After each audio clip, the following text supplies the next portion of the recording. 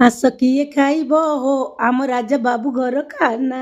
ଆସନ୍ତୁ କରିବା କଟକ ଫେମସ୍ ଦହିବରା ଆଳୁଦମ। ଟିକେ ଭଲ ଭାବରେ ବାଟିନେଲି, ପିଆଜ, ଭୃଷଙ୍ଗ ପତ୍ର, ଧନିଆ ପତ୍ର, ଜିରା ପକେଇ ଭଲ ଭାବରେ ଫେଣ୍ଟିଲି। ତାପରେ କଡ଼େଇରେ ତେଲ ଦେଲି, ଛାଣିଦେଲି, ସେଗୁଡ଼ିକ ପାଣିରେ ଭିଜେଇ ଦେଲି। ଦହି ପାଣି ଏକ ଛୁଙ୍କ ପ୍ରସ୍ତୁତ କଲି, ସେଥିରେ ବରା ଗୁଡ଼ିକ ପକେଇଦେଲି। ମଟର ଭିଜେଇ ରଖିଥିଲି, ପ୍ରେସରରେ ଆଳୁ ମଟର ସିଝେଇ ଦେଲି। କଡ଼େଇ ବସେଇ ଗୋଟା ମସଲା ପକାଇ ପିଆଜ, ଜିରା, ଲଙ୍କା ଭଲ ଭାବରେ ଭାଜିଦେଲି। ଅଦା ରସୁଣ ପେଷ୍ଟ, ଟମାଟୋ ଓ ଆବଶ୍ୟକ ମସଲା ଦେଇ ସିଝା ଯାଇଥିବା ମଟର ପକାଇ ପ୍ରସ୍ତୁତ କଲି ମଟର ତରକାରୀ। ସେହିଭଳି ମସଲା ପ୍ରସ୍ତୁତ କରି ସିଝା ଯାଇଥିବା ଆଳୁ ପକାଇ ପ୍ରସ୍ତୁତ କଲି ଆଳୁଦମ। ବାଡ଼ି ଦେଲି ଦହିବରା ଉପରେ ପିଆଜ, ଧନିଆ ପତ୍ର, ଆଳୁ ଭୁଜିଆ ପକାଇ ଖାଇବାକୁ ଦେଲି ସମସ୍ତଙ୍କୁ। ଖାଇକି କହିଲେ ବା ବଢ଼ିଆ ହେଇଛି। ଆପଣମାନେ ମଧ୍ୟ ଘରେ ପ୍ରସ୍ତୁତ କରନ୍ତୁ ଦହିବରା ଆଳୁଦମ।